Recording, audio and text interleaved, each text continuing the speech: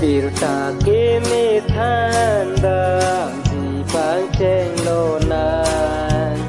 no nang hem fu ke wang di te bok tang lo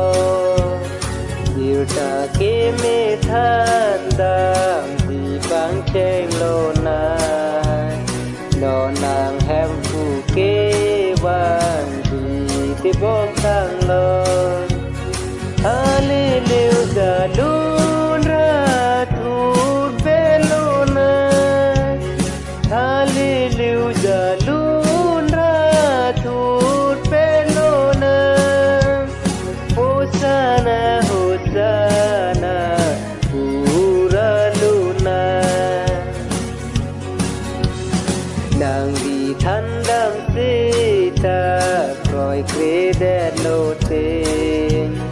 Bima alang di atai ting hot tang lo nang di thandam sita proi kreden lo te Bima alang di atai ting hot tang lo Mohadak meherang rab di banawe tak meherang raji banawe nang di pia pot loma roya we apo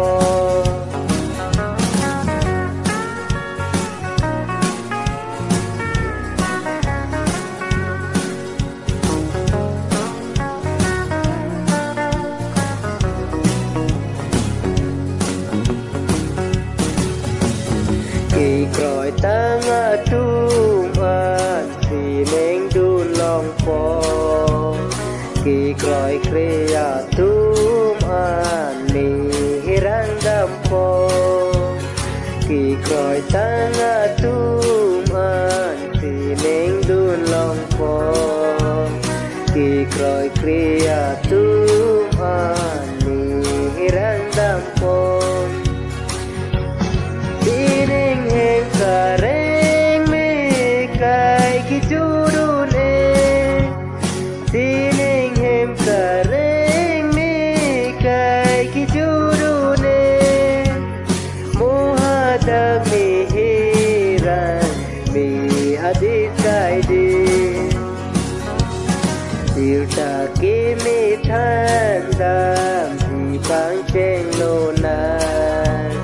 no nang hem fu ke van di te bok tang lo no nang hem fu ke van di te bok